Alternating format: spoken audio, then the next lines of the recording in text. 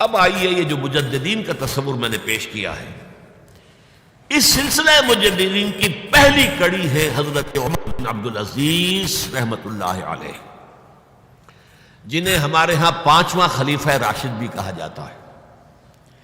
ولادت سن 61 ہجری کی ہے، انتقال ٹھیک 40 برس کی عمر میں 101 ہجری میں ہو گیا۔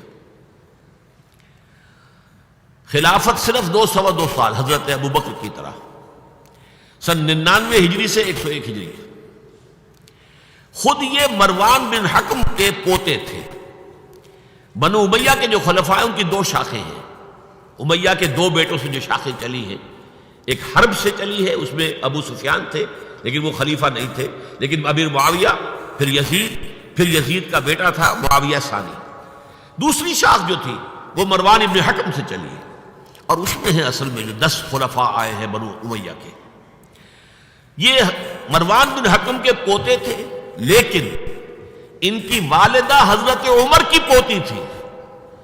یہ جو امتزاج ہوا ہے، یہ جو حضرت عمر فاروق رضی اللہ تعالیٰ عنہ کا خون ان کی رگوں میں پہنچا ہے، اب وہ بڑا مشہور واقعہ ہے، دلچسپ واقعہ ہے کہ حضرت عمر ایک روز اپنی رات کی گشت پر تھے، جو آپ خبر گیری کے لیے رات کو سفر کرتے تھے شہر کے اندر، تو آپ نے دیکھا small hours of the morning, صبح کا فجر سے کچھ وقت پہلے وقت ہوگا، ایک گھر میں سے آواز آ رہی ہے ماں بیٹی کی گفتگو کی۔ ماں نے کہا بیٹی بکریوں کا دودھ نکال لیا، دہہ لیا؟ کہ ہاں امی۔ اچھا اس میں کچھ پانی ملا دو۔ انہوں نے کہا امی آپ نے سنا نہیں، خلیفہ نے منادی کرائی تھی کہ دودھ میں پانی ملانا غلط ہے، ہرگز کوئی پانی نہ ملایا جائے۔ ماں نے کہا کہ بیٹی خلیفہ یہاں کوئی موجود ہے، کوئی دیکھ رہا ہے، پانی ملا دو۔ بیٹے نے کہا کہ امی خلیفہ نہیں ہے، اللہ تو موجود ہے، اللہ تو دیکھ رہا ہے۔ حضرت عمر نے وہ بات سن لی، اس گھر کو آپ نے تاک لیا اور جا کے اپنے بیٹے عاصم سے کہا کہ وہاں رشتہ کر لو۔ وہ ہے لڑکی پھر جس کے نسل سے یہ حضرت عمر بن عبدالعزیز یہ پیدا ہوئی۔ تو یہ در حقیقت پوتی ہے حضرت عمر فاروق کی، ان کی والدہ ام عاصم، اور یہ خود پوتے تھے مروان بن حکم کے۔ اور جو 8واں خلیفہ تھا بنو امیہ کا سلیمان، اس کی وصیت کے مطابق یہ خلافت ان کو ملی تھی۔ اب آپ ذرا یہ سوچئے، جائزہ جو ہمیں آج لینا ہے، اس وقت تک دین کے اوپر کون سے گرد و غبار آئے تھے کہ جن کو حضرت عمر بن عبدالعزیز نے صاف کیا؟ ابھی 100 برس بھی نہیں ہوئے حضور کے انتقال کو، ابھی یہ 90 برس ہو گئے ہوں گے یا 80-85 برس ہو گئے۔ عقائد میں کوئی ٹیڑھ نہیں آیا، ابھی کوئی یونان کا فلسفہ نہیں آیا، ابھی کہیں کوئی منطق نہیں آئی، کچھ نہیں آئی۔ عقائد سیدھے سادہ جو عربوں کے تھے وہ ہے۔ اعمال میں بھی کوئی تبدیلی نہیں آئی، مسلمانوں کے اعمال اخلاق تقریباً وہی ہے۔ کچھ کمی ہو گئی، کچھ دنیا کی طرف زیادہ رغبت ہو گئی ہوگی، مال اور دولت دنیا سے زیادہ دلچسپی ہو گئی ہوگی، بس۔ لیکن دینی اعتبار سے کوئی فساد، کوئی خرابی کوئی نہیں تھی۔ خرابی کہاں آئی تھی؟ نظام حکومت میں خرابی آئی تھی۔ اسلامی نظام حکومت میں، اسلامی خلافت کے نظام میں کیا چیزیں ہوتی ہیں؟ نمبر 1 اللہ کی حاکمیت، کتاب و سنت کی بالادستی، ٹھیک، یہ تو یقیناً جیسے تھی ویسے ہی اب بھی تھی، لوگوں کی انفرادی زندگیوں میں اب بھی تھی، اور یہ کہ کم سے کم نظری طور پر حکومت کی سطح پر بھی یہ حکومت اللہ کی اور کتاب و سنت کی ٹوٹل بالادستی، اس کو تسلیم کیا جاتا تھا۔ فرق کہاں آیا؟ خلافت راستہ شورائی حکومت تھی، کہ اب جو حکومت بنو امیہ کی بن گئی، جسے حضور نے ملکن کہا ہے، ملوکیت، آپ کو مانا انداز، ہمارا اختیار ہے، جو ہم چاہیں گے کریں گے، زمین و آسمان کا فرق واقع ہو گیا۔ وہاں خلیفہ کا انتخاب ہوتا تھا مشورے سے، امرہم شورا بینہم عن مشورۃ المسلمین۔ یہاں اب خلافت ہو گئی قبائلی، بنو امیہ، بنو عباس، اور موروثی ہو گئی، باپ کے بعد بیٹا، بیٹے کے بعد پوتا۔ وہاں بیت المال مسلمانوں کی ملکیت، مسلمانوں کی امانت تھا خلیفہ کے پاس، اور خلیفہ کا حق اس میں صرف اتنا تھا جیسے کہ حضرت ابوبکر نے فرمایا، حضرت عمر نے فرمایا، اور یہی بات عمر بن عبدالعزیز نے کہی کہ جتنا حق کے قرآن نے دیا ہے کسی مسلمان کو، اگر اس کی زیر کفالت کو یتیم ہو، یتیموں کا مال بھی ہے، اس کی دیکھ بھال وہ کر رہا ہے، ہے یتیم کا، اگر وہ غنی ہے تو اسے ایک پیسہ بھی لینا یتیم کے مال میں سے حرام ہے، لیکن اگر وہ خود محتاج ہے تو وہ ضرورت کے مطابق اس سے لے سکتا ہے، جتنا کچھ بھی ایک یتیم کا ولی یتیم کے مال میں سے لے سکتا ہے، اس سے زیادہ خلیفہ کے لیے بیت المال جائز نہیں ہے۔ یہ معاملہ تھا ابو بکر صدیق کا، عمر فاروق کا، عثمان غنی کا، علی مرتضیٰ کا رضی اللہ تعالیٰ عنہ اجمعین۔ لیکن اب آ کر دور بنو امیہ میں یہ جو خزانہ تھا یہ ذاتی ملکیت بن گیا، جس کی بنا پر عیش و عشرت بھی ہوئی، اور داد و دہش، جس کو چاہا جو چاہا دے دیا، جس کو چاہا اشرفیاں بخش دی، جس کو چاہا جو ہے نواز دیا، جس کی چاہا وفاداری خرید کے لیے خزانے میں سے بیت المال میں سے پیسہ خرچ کر دیا۔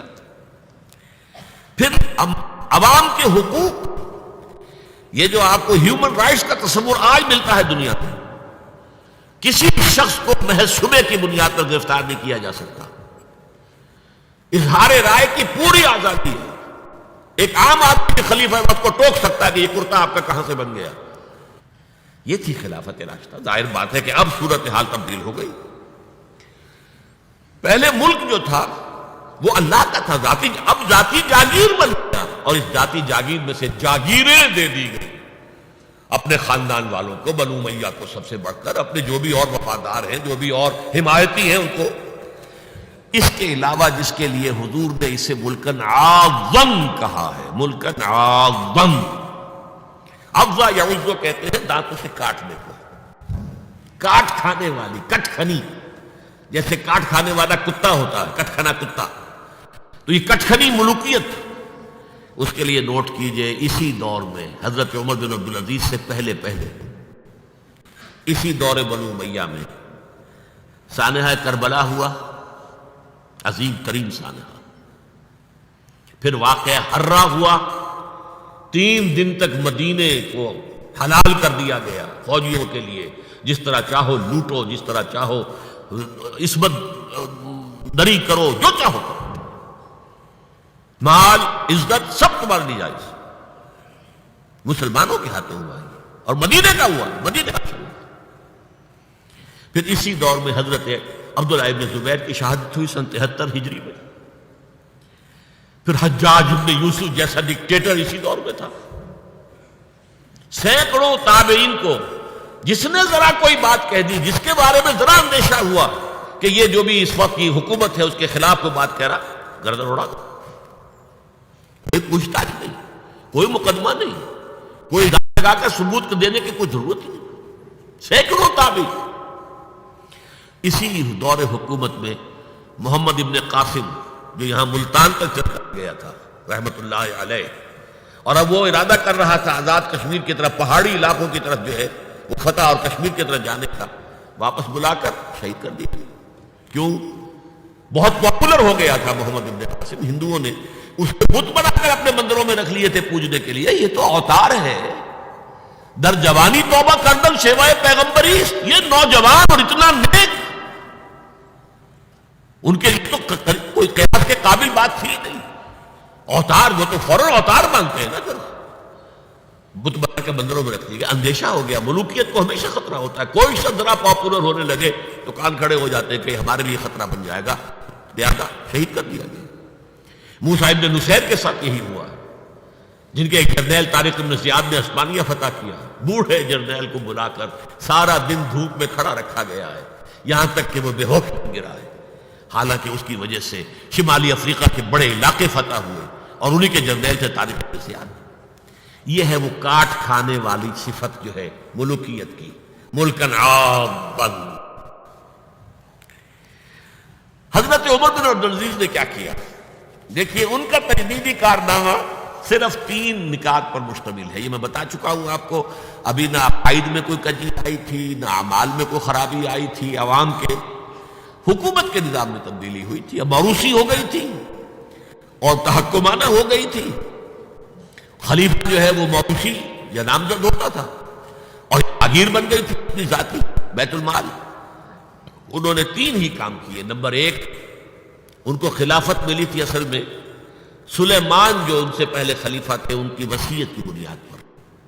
لیکن یہ احتیاط کر لی گئی تھی کہ اگر کہیں یہ وصیت پہلے لوگوں کے علم میں آ گئی تو شاید لوگ بغاوت کریں اور حضرت عمر بن عبدالعزیز کو گوارا نہ کریں. لیکن یہ کہ انہوں نے یہ کیا جو اس وقت کے ذمہ دار لوگ تھے کہ پہلے وصیت پر بیعت یہ دی گئی کہ یہ وصیت ہم تسلیم کریں گے. ابھی سلیمان کے انتقال کی خبر بھی نہیں دی گئی، اسے بھی چھپا کر رکھا ہوا تھا. اس کے بعد وصیت کھولی گئی اور حضرت عمر بن عبدالعزیز کیا کہ سلیمان کا انتقال ہو گیا، تب لوگوں نے بیعت کر لی، کیونکہ بیعت تو کر چکے تھے، وصیت کی بیعت کر چکے تھے.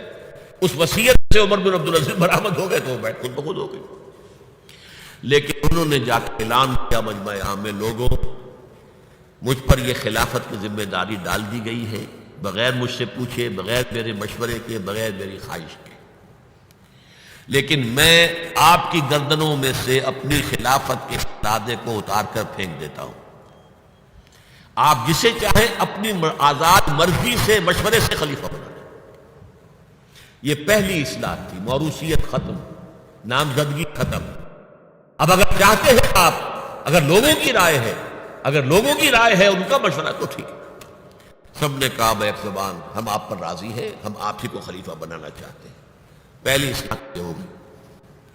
دوسرا کام یہ کیا، جتنی جاگیروں کے ڈاکومنٹس تھے، دستاویزات، وہ سب طلب کیے. خود اپنے گھر سے اپنی بیوی کے سارے زیورات، عبد الملک بن مروان بیٹی تک زیورات بیت المال میں. اپنی جاگیر سب سے پہلے اپنی جاگیر کو ختم کیا. زمانے میں شیڈر تو تھے نہیں، مشین تو تھی نہیں. مسجد میں بیٹھے ہوئے تھے حضرت عمر بن عبدالعزیز اور وہ ایک ایک وسیقہ لایا جاتا تھا اور وہ قینچی سے کاٹ کاٹ کے پھینک رہے تھے. بڑا طوفان مچ گیا بنو امیہ کے لوگوں کے اندر. کیا ہو رہا تھا؟ ایک وفد بھی آیا کہ دیکھیے آپ اپنے سے پہلے لوگ جو کچھ انہوں نے کیا تھا، آپ اب جو چاہیں آپ کریں، پہلے جن لوگوں نے جو کیا ہے اس کی نفی تو نہ کیجیے. حضرت عمر بن عبدالعزیز پوچھتے ہیں دیکھو اگر تمہارے پاس ایک فرمان ہو امیر معاویہ کا اور ایک ہو ان کے بعد کسی پانچویں پشت کے اندر آنے والے کا، تو کے فرمان کو زیادہ اہمیت ہوگی؟ امیر معاویہ کے فرمان کی زیادہ اہمیت ہوگی. تو فرمایا پھر میرے پاس فرمان جو ہے وہ امیر معاویہ سے بھی بہت پہلے کا ہے. میرے پاس اللہ کی کتاب ہے، قرآن ہے، میں اس کی روح سے طے کر رہا ہوں. لہذا ہو جائے کم وقت میں، کوئی ناراض ہوتا تو ہو. ساری جاگیریں ختم کر دی. نمبر 3 واقعہ یہ ہے کہ خود اپنی زندگی میں جو اسرت اور جو تنگ دستی اور جو سادگی اختیار کی ہے، میں سمجھتا ہوں غالباً اس میں وہ حضرت ابوبکر حضرت عمر کو بھی مات دے گئے ہیں رضی اللہ تعالیٰ. حالانکہ بڑے ہی ایک تو حسین جمیل انسان تھے، خوش شکل، خوش لباس، شہزادے تھے، گورنر بھی رہے تھے. پھر ان کے والد جو ہے طویل اور مصر کے گورنر تھے، وہاں پرورش ہوئی تھی گورنر کے بیٹے کی حیثیت سے. اعلیٰ لباس پہنتے تھے، خوشبو کے اندر اس طریقے سے بسا ہوا کہ جہاں سے گزر گئے ہیں پورا راستہ معطر ہو جاتا تھا. لیکن اب اچانک جو آیا ہے، جیسے بیعت ہوئی ہے خلافت کی، ان کی اہلیہ کہتی ہیں، حضرت فاطمہ ان کا نام تھا، کہ آ کر بیٹھ کر اور مسلح پر رونا شروع کر دیا. میں نے پوچھا کیوں، کیا ہوا؟ یہ جو بوجھ مجھ پر آن پڑا، یہ ذمہ داری. رونا شروع کیا. اور اس کے بعد واقعہ یہ ہے کہ انہوں نے ذاتی زندگی میں کپڑا صرف ایک جوڑا، 2 بھی نہیں، جمعے کے لیے بھی اس کے دھونے سوکھنے کے لیے انتظار کرنا پڑتا تھا، تب جا کر پہن کر اس کو جمعے میں جاتے تھے. ایک دفعہ آئے ہیں، بچیوں سے گفتگو کر رہے تھے تو بچیوں کو دیکھا عجیب حال ہے کہ وہ جو بھی بات کرتی ہے پھر اپنے منہ پر ہاتھ بھی رکھتی. پوچھا کیا سبب ہے؟ کہنے لگی آج ہم نے صرف پیاز سے روٹی کھائی ہے، ہمارے منہ سے بدبو آ رہی ہوگی، ہم نہیں چاہتی کہ آپ کو اس بدبو سے تکلیف پہنچے. حضرت عمر رونے لگے، لیکن کہا کہ میری بیٹیوں کیا تم یہ پسند کرو گی کہ تمہیں دنیا کی نعمتیں ملے اور عیش ہو اور تمہارا باپ جہنم میں جائے؟ ان بچیوں نے بھی رونا شروع کر دیا. سارے زیورات ختم، اپنی جاگیر ختم. وہ آپ پتہ ہی ہوں گے آج کیا چراغ بھی ہے، رات کو سرکاری کام کر رہے ہیں تو وہ جو بیت المال کے تیل سے جو جلنے والا چراغ ہے وہ روشن ہے. خادم نے آ کر کوئی گھریلو بات کرنی چاہیے تو چراغ گل کر دو پھر بات کرو. ذاتی بات ہو رہی ہو تو سرکاری جو تیل کا چراغ ہے وہ نہیں جلے گا. میں یہ سمجھتا ہوں، میں علی وجہ البصیرت کہہ رہا ہوں کہ میرے نزدیک تو اس قدر شاید باریک بینی کی باتیں جو ہے میرے علم میں نہیں ہے کہ حضرت ابو بکر اور حضرت عمر، اور پھر یہ کہ وہاں کوئی ایسا کنٹراسٹ سائملٹینیس کنٹراسٹ نہیں تھا، اس لیے کہ حضور کے ساتھ جد و جہد کرتے ہوئے ان کی زندگیوں میں پہلے بھی فقر اور ساری فقر کی کیفیات تھی. یہاں تو اچانک ہوا ہے کہ اس سے پہلے ایک بہت خوش باش، خوش لباس، خوش شکل، بہت ہی ہر طرح کے ناز و نعم کے اندر پلا ہوا انسان شہزادہ اچانک آیا ہے تو زندگی کے اندر انقلاب آ گیا. یہ ہے خلیفہ اول، خلیفہ خامس ان کو کہا جاتا ہے، خلافت راشدہ میں شامل کیا جاتا ہے، اور یہ ہے سلسلہ تجدید خلافت کی پہلی کڑی، اور اس کو ہم کہیں گے تجدید کامل تھی، کیونکہ ابھی خرابی آئی ہی صرف نظام حکومت میں تھی، اسی کو آپ نے درست کر دی. یہ دوسری بات ہے کہ یہ بہت شارٹ لیوڈ رہی ہے، آگے نہیں چلی ہے، ان کو زہر دے دیا گیا، اس لیے کہ یہ بات زیادہ قابل برداشت نہیں تھی بنو امیہ کے پورے خاندان کے لیے، قبیلے کے لیے. انہیں گمان غالب یہی ہے کہ زہر دے کر جو ہے انہیں شہید کیا گیا. لیکن بہرحال پہلی کڑی ہے عمر بن عبد العزیز رحمۃ اللہ علیہ.